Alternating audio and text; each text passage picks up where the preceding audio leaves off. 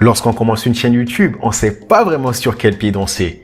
On va tester énormément de choses. On va faire des vidéos par-ci, on va faire des vidéos par-là. On va faire plein de choses afin de pouvoir créer une audience, afin de faire en sorte que nos vidéos soient regardées. Mais le seul problème, c'est que lorsqu'on commence une chaîne YouTube, généralement, il y a très peu de personnes qui vont regarder nos vidéos. Nos vidéos vont avoir 0 vue, 1 vue, 2, 3 vues. Si tu as déjà 20 vues avec ta première vidéo, ça veut dire que tu commences bien. Mais généralement, lors de nos premières vidéos, il y a presque personne qui regarde cette vidéo. On va aller regarder des tutos sur YouTube, on va aller regarder par-ci, par-là, trouver des choses qu'on va implémenter. Et en faisant tout ça, on va faire des erreurs. On va faire des erreurs qui vont nous éloigner de nos objectifs. Et quel est notre objectif? C'est de créer une audience. C'est que nos vidéos soient regardées. Mais on va faire énormément d'erreurs par-ci, par-là. Et c'est normal parce qu'on ne sait pas comment ça fonctionne. On ne sait pas sur quel pied danser. On ne sait pas quoi faire. C'est normal de faire des erreurs. Tout le monde fait des erreurs lorsqu'il commence dans un domaine qu'il ne maîtrise pas vraiment.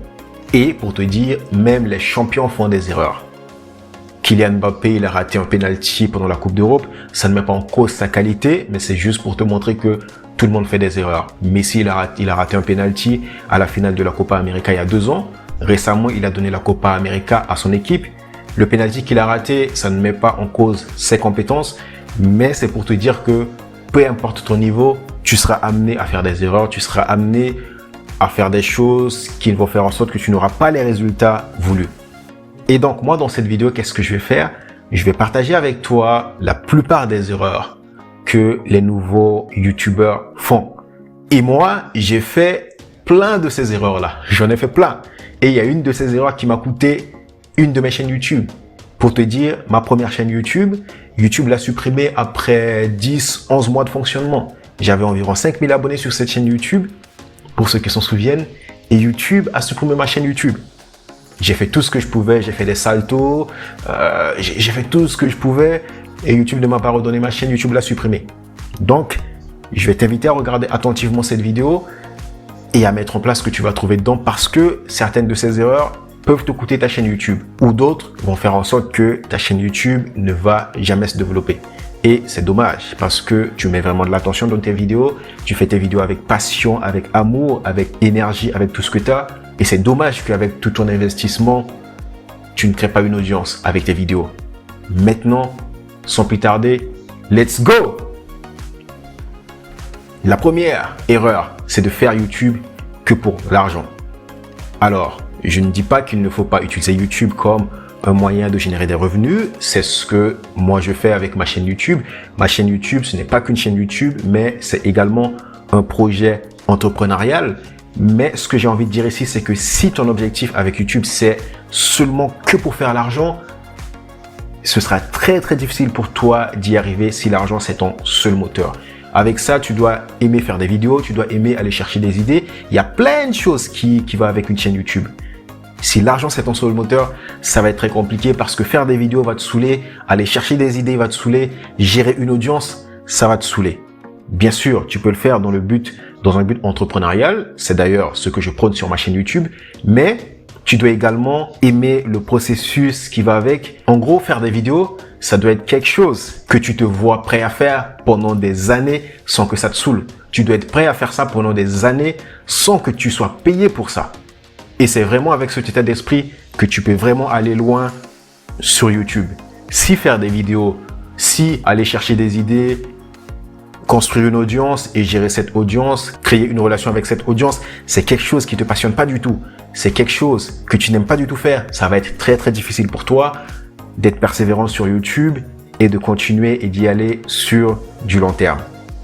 Deuxième erreur, c'est de choisir la mauvaise niche. Lorsque tu fais YouTube dans un objectif entrepreneurial, lorsque tu crées ta chaîne YouTube et que tu veux construire une audience dans un but précis, dans un projet entrepreneurial, il est important de bien choisir ta niche. Alors, c'est quoi une niche? Alors, il y en a qui utilisent le terme thématique, mais tout simplement, ta niche, c'est de quoi tu vas parler sur ta chaîne YouTube.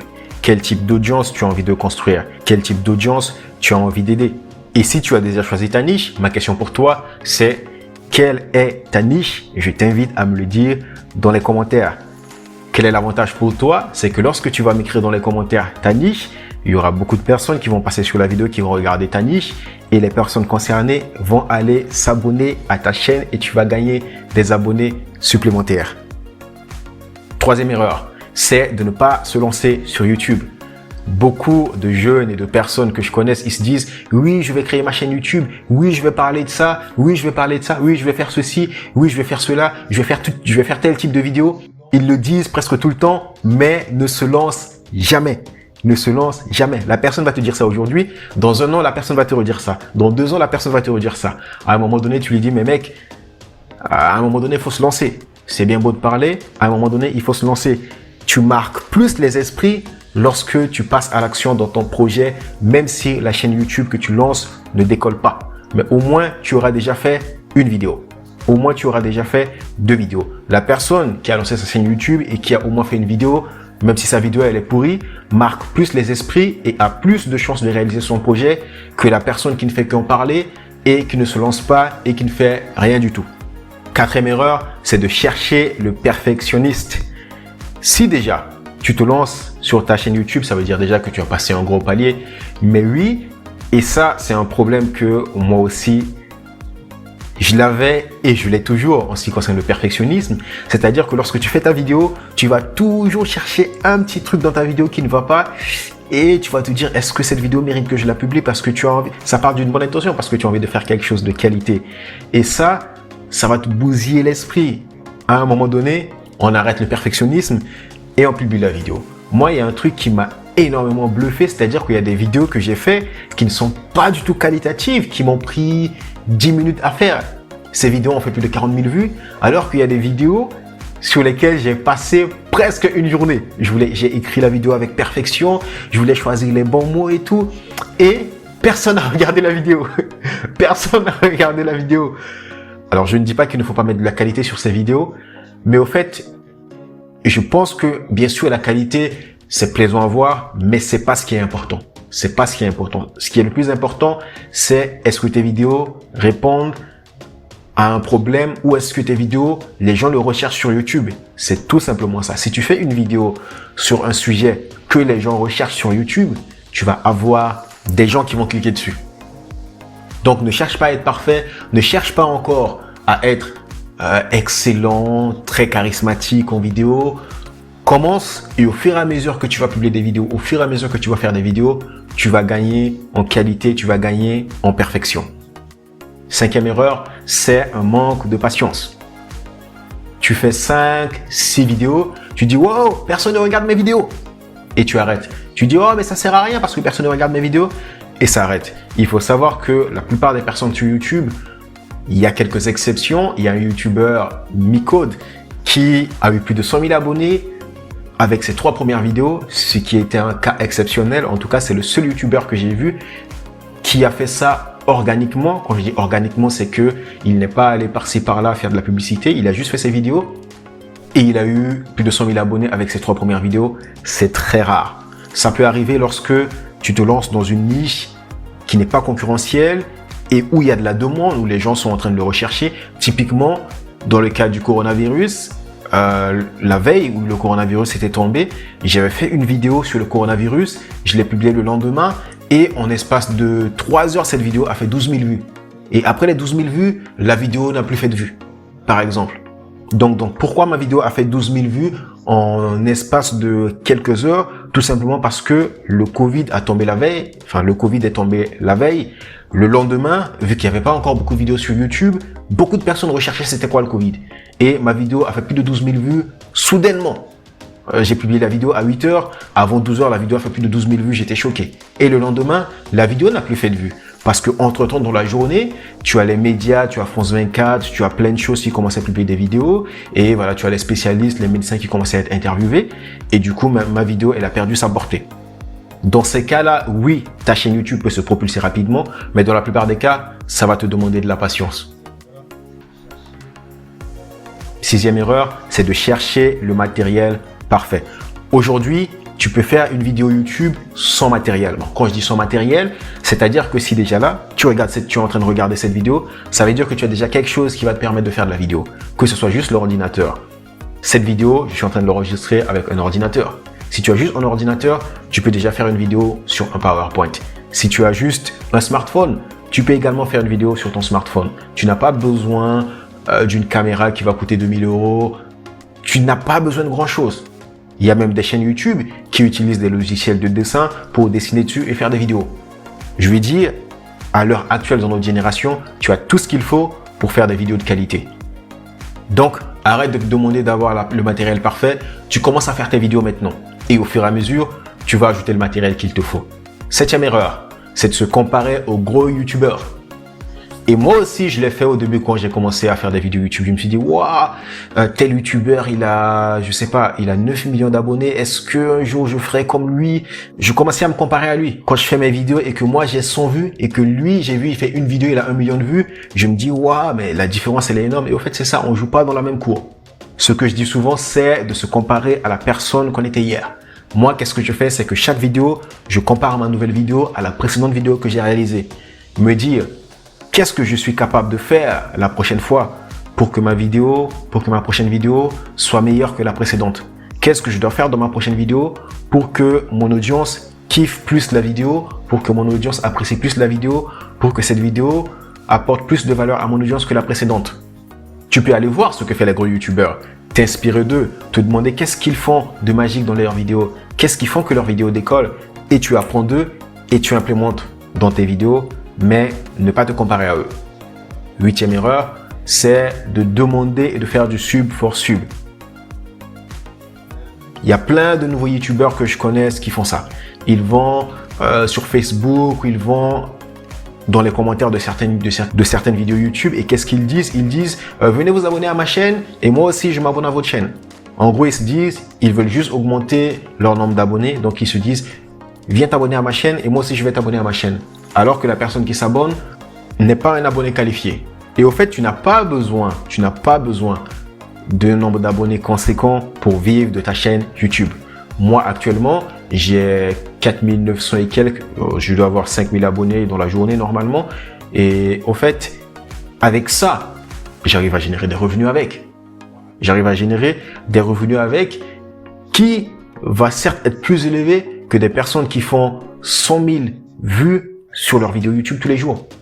Parce que déjà moi, mon business model ne se base pas sur la publicité, mais juste pour te dire que tu n'as pas besoin de beaucoup d'abonnés pour vivre de ta chaîne YouTube. Avec 100 abonnés, si tu sais t'y prendre, si tu as un business model qui est intéressant, tu peux déjà générer plus de 2000 € par mois avec ta chaîne YouTube. Donc arrête de faire du sub for sub. Concentre-toi sur la qualité de ce que tu vas produire et sur ton audience. 9e erreur, c'est de ne pas appliquer les choses que tu apprends. C'est par exemple de ne pas appliquer ce que là tu es en train d'apprendre dans cette vidéo. C'est que lorsque tu vas aller regarder une vidéo qui t'explique comment faire une miniature, c'est de ne pas l'appliquer. Dès que tu regardes la vidéo, tu dis waouh, ce tuto c'est très compliqué, je pense pas que je vais le faire. Tu regardes une tuto de bannière, tu vas dire que c'est trop compliqué, je ne vais pas savoir comment le faire. Tu regardes une vidéo qui t'apprend à faire les tags, mais après quand tu publies tes vidéos, tu ne mets pas les tags. Tu consommes les vidéos théoriquement, mais ce que tu apprends théoriquement, tu ne les appliques pas sur ta chaîne YouTube. Et si tu fais ça, il y a de grandes chances que ta chaîne ne décolle pas. 10e erreur, c'est de ne pas planifier ses publications. Alors, je vois beaucoup de personnes n'en parlent pas. Je vois plein de chaînes YouTube, plein de chaînes qui te donnent des hacks pour développer sa chaîne YouTube, mais il n'y en a aucune qui en parle de planifier ses publications. Mais si tu veux vraiment être régulier, consistant, il est important de planifier ses publications. Par exemple, moi, je planifie mes publications maintenant tous les jours. Donc, tous les jours, je vais publier une vidéo YouTube. Toi, tu vas également le planifier en fonction de ce que tu fais dans tes journées, mais moi, je crois que n'importe qui est capable de publier une vidéo par jour. Et pour planifier ces vidéos, il faut bien planifier ses tournages et ses montages également. C'est-à-dire que si le point 10, si tu veux bien le faire, le point 11, tu dois le masteriser. Tu dois bien planifier tes tournages, tes montages, la création de tes vidéos. Et comme ça, tu vas très bien planifier ta publication. Si tu planifies également tes publications tous les jours, tu vas aussi mettre en place un système qui va te permettre de planifier les tournages et montages afin que tous les jours, de nouvelles vidéos soient publiées sur ta chaîne YouTube. 12e erreur, c'est de copier les youtubeurs qui t'inspirent. Alors, je dis copier, je ne te dis pas de ne pas t'inspirer d'eux. Il y a une différence entre copier et t'inspirer d'eux. Copier, c'est de faire la même vidéo et dans la même vidéo, dire les mêmes choses. c'est de prendre les mêmes miniatures. Tu peux t'inspirer d'eux, tu peux t'inspirer du titre, prendre le même titre de vidéo, mais apporter ton avis dessus. C'est-à-dire que si toi, ton avis est différent d'un YouTuber que tu trouves plutôt intéressant, tu n'es pas obligé de le copier et de dire la même chose qu'il dit dans tes vidéos. Tu peux t'inspirer de lui, mais dire ce qui correspond le plus à ta manière de voir les choses. Il y a une petite différence entre les copier et t'inspirer d'eux. Et moi, je te conseille de t'inspirer d'eux plutôt que de les copier. 13e erreur, c'est d'être sur tous les réseaux. Tu veux être sur LinkedIn, Facebook, Instagram, Snapchat, Pinterest et sur YouTube à la fois. Et ça va vraiment te limiter dans tes progressions. Si là, tu as décidé de te lancer sur YouTube, concentre-toi à 100% sur YouTube. Et une fois que tu développes ta chaîne YouTube, tu peux avoir une équipe après qui va s'occuper des autres réseaux. Ou une fois que ta chaîne YouTube elle est en place, tu peux te permettre maintenant d'aller de temps en temps publier des choses sur Instagram et autres. Mais au début, sois vraiment focus sur ta chaîne YouTube parce que si tu n'es pas focus et que tu t'éparpilles un peu partout, finalement, rien ne va se développer. Or, une fois que tu développes ta chaîne YouTube, ces mêmes prospects, tu peux les envoyer sur Facebook et sur les autres réseaux. 14e erreur, c'est de ne pas chercher à comprendre l'algorithme YouTube. Les vidéos que tu fais sur YouTube, la réalité, c'est que tu les fais pas pour toi, mais tu les fais pour l'algorithme. Parce que c'est l'algorithme YouTube qui va montrer ces vidéos à qui il veut. Et toi, comment tu dois faire? Tu dois vraiment comprendre comment l'algorithme fonctionne. Comprendre l'algorithme YouTube. Si tu comprends l'algorithme, maintenant, tu vas vraiment contrôler le développement de ton audience et de tes vidéos. Les vidéos peuvent se développer par hasard. Les vidéos peuvent devenir virales par hasard lorsque tu ne comprends pas l'algorithme. Mais au fait, lorsque tu comprends vraiment l'algorithme, tu vas faire des vidéos que l'algorithme va distribuer. Parce que tu sais comment il fonctionne. Si tu sais comment il fonctionne, tu vas avoir plus facilement de résultats. 15e erreur, c'est de faire les vidéos que tu veux. Et c'est ce que fait beaucoup de youtubeurs débutants qui ne décollent pas parce qu'ils font des vidéos qu'ils veulent. Si tu vas sur leur chaîne YouTube, leur première vidéo, ils disent « Voici ma maison. Voici ce que je fais le matin. Ma sortie au cinéma. » Bref, tu fais les vidéos que tu as envie de faire. Or, si tu veux développer ton audience, tu dois faire les vidéos que les autres veulent regarder. Alors, pas tout le monde, mais l'audience que tu as envie de développer. Je t'avais parlé de ta niche au début de la vidéo. Admettons que ta niche, par exemple, c'est la musculation. Si tu fais une vidéo sur les jeux vidéo, ils s'en foutent ton audience. Qu'est-ce que tu vas faire comme vidéo? Tu dois faire des vidéos qu'ils veulent. Si ton audience, ils veulent prendre du muscle, tu dois faire des vidéos qui vont leur permettre de prendre du muscle. S'ils veulent perdre du gras, tu vas faire des vidéos qui vont leur permettre de perdre du gras. Parce que si tu fais des vidéos que tu veux, ils ne vont pas forcément le regarder. Si tu deviens un YouTuber à 15 millions d'abonnés et que les gens te suivent maintenant juste pour toi, pour les vidéos que tu publies, tu peux vraiment raconter ce que tu veux. À ce moment-là, tu peux raconter ce que tu veux. Il y a des gens qui sont toujours là pour te regarder. Si tu es une célébrité déjà, une Jennifer Lopez par exemple, un Will Smith sur sa chaîne YouTube, il raconte tout ce qu'il veut. Il y a des gens qui vont le regarder parce qu'il est déjà célèbre et que les gens ne le suivent pas pour ce qu'il raconte. Si, les gens le suivent pour ce qu'il raconte, mais les gens ne le suivent pas pour ce qu'il leur apporte dans leurs vidéos. Si, il leur apporte quelque chose quand même. En fait, c'est juste la satisfaction de l'écouter parler. Will Smith peut dire tout ce qu'il veut dans ses vidéos YouTube, les gens vont quand même le regarder et il y a des gens qui vont acclamer ce qu'ils vont dire. Même si, bon, je dis pas qu'il dit du bullshit, mais même si Will Smith il raconte du bullshit, les gens vont toujours l'acclamer, les gens vont dire « Ah, c'est très pertinent ce que tu racontes ». Mais si tu es débutant, tu n'es pas encore au niveau de Will Smith. Du coup, tu fais des vidéos que les gens recherchent. 16e erreur, c'est de chercher à être quelqu'un d'autre. Pourquoi c'est une erreur? Parce que tu cherches à jouer un rôle et très vite, ça va te saouler. Au bout d'un moment, ça va te saouler de jouer un rôle et tu vas vouloir être toi-même. Et quand tu vas être toi-même, ton audience va voir qu'il y a un décalage entre la personne que tu montrais et la personne que tu es réellement et ça va faire fuir plusieurs de ton audience. Parce qu'ils étaient là, pas pour toi, mais ils étaient là pour la personne, pour le personnage que tu étais. Tu peux bien sûr créer un personnage et créer un décalage entre ton personnage et la personne que tu es en réalité. Mais si ton personnage et la personne que tu es, c'est entre le jour et la nuit, ça va être très compliqué de garder ce personnage sur une longue durée. 17e erreur, c'est un manque de consistance. Tu fais une vidéo tous les 3 mois. Et après, tu te plains que ta chaîne YouTube se développe pas. Je dis encore, si tu es dans le cas de Micode, qui est exceptionnel, il a fait 3 vidéos, il a eu plus de 100 000 vues. Dans son cas, si tu es déjà connu de base, ou si tu as fait une vidéo spéciale qui rank et tout, ça peut le faire. Mais lorsque tu débutes et que tu veux vraiment mettre toutes les chances de ton côté, tu dois être consistant et persévérant, avoir un planning et être rigoureux dessus. 18e erreur, c'est ne pas expérimenter différentes choses lorsque ce que tu testes ne marche pas. Lorsque tu fais quelques vidéos au début et que tu vois qu'il n'y a pas de retour et que tu vois qu'il n'y a rien, teste différentes choses. Essaie de changer comment tu fais tes miniatures. Essaie de changer les types de vidéos que tu fais. Essaie de changer les titres que tu fais. Et c'est vraiment là que tu vas trouver vraiment le cheminement, quel type de vidéo tu veux faire sur ta chaîne. C'est vraiment comme ça que tu vas vraiment savoir ce que ton audience aime. C'est en testant différentes choses et de voir comment ils réagissent. Et si tu ne testes pas différentes choses et que tu restes sur la même chose qui ne marche pas, ça va être très difficile. C'est Einstein qui disait « La folie, c'est de faire toujours la même chose et de s'attendre à avoir des résultats différents. » 19e erreur, c'est ne pas engager avec ton audience.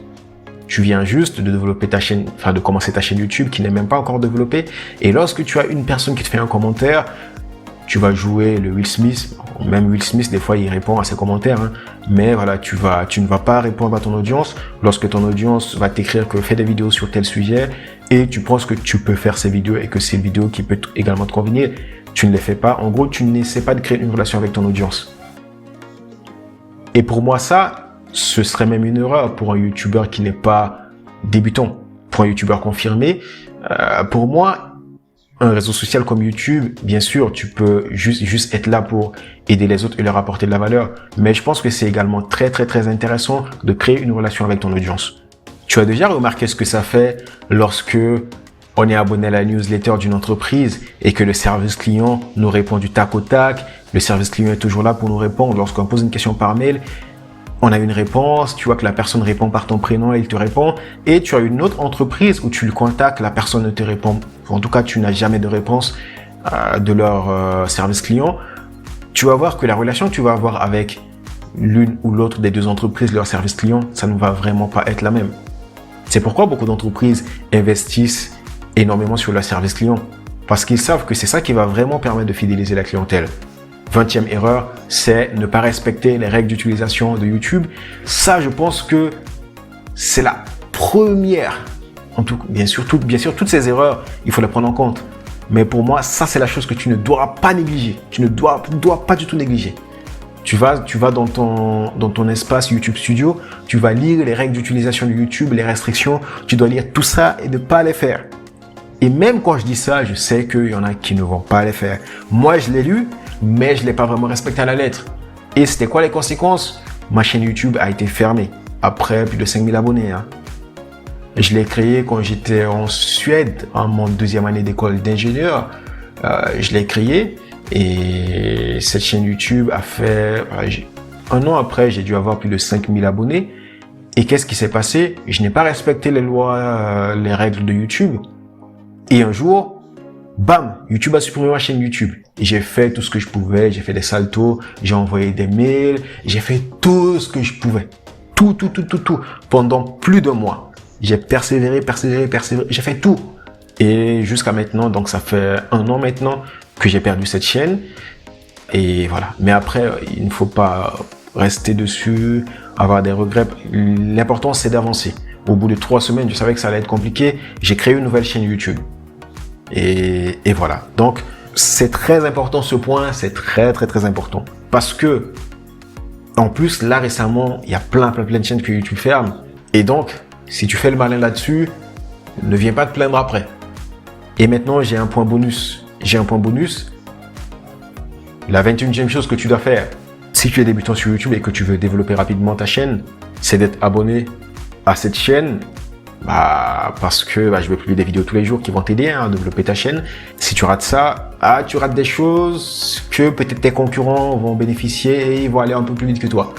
Et aussi de t'abonner à mes emails privés. Et là-bas, tu vas trouver des choses que tu ne trouveras pas sur YouTube. Parce que déjà, sur YouTube, il y a plein de restrictions. On ne peut plus publier tout ce qu'on veut.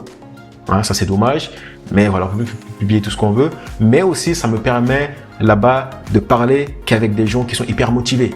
Voilà. Si tu es hyper motivé et que tu veux vraiment vivre de ta chaîne YouTube, là, tu vas là-bas. Maintenant, ceux qui ne sont pas très motivés, qui veulent regarder des vidéos par-ci, par-là, restez sur YouTube et ne vous abonnez pas à mes emails. Parce que mes emails, c'est pour les gars qui sont motivés et qui veulent dans un an déjà vivre de leur chaîne YouTube. Même dans 3-4 mois, vivre de leur chaîne YouTube. C'est pour ça qu'elle fait ça. Et voilà, quant à moi, qu'est-ce que je vous dis? Je vous dis de m'indiquer votre niche dans les commentaires. C'est pas que pour moi, parce qu'il y a d'autres personnes qui vont les regarder et ils vont aller s'abonner à votre chaîne. Tout simplement. Si vous voulez participer au challenge de cette semaine, il vous suffit d'écrire « Je participe » dans les commentaires. Je vais choisir une personne et je vais l'aider dans son projet de chaîne YouTube gratuitement pendant 30 minutes. C'est-à-dire que voilà, si tu n'arrives pas à faire des bannières, tu me dis, je vais te dire, ok. Peut-être, je peux même, si tu ne sais pas vraiment les faire, je peux même te faire les bannières dans les 30 minutes. On sera ensemble, on va échanger au téléphone ou par Zoom. Et tu me dis, j'arrive pas à faire des bannières, je te dis comment on fait. Et si tu arrives pas, tu me dis qu'est-ce que je fais. Voilà, je le fais et je te l'envoie. Et voilà, 30 minutes gratuit. Pour y participer, tu as juste à écrire « Je participe » dans les commentaires. Et il faut être abonné à cette chaîne pour être éligible. Ceux qui ne sont pas abonnés et qui écrivent « Je participe », je ne prendrai pas en compte leur demande. Tout simplement. Allez, merci d'avoir regardé cette vidéo. Je te dis à très bientôt.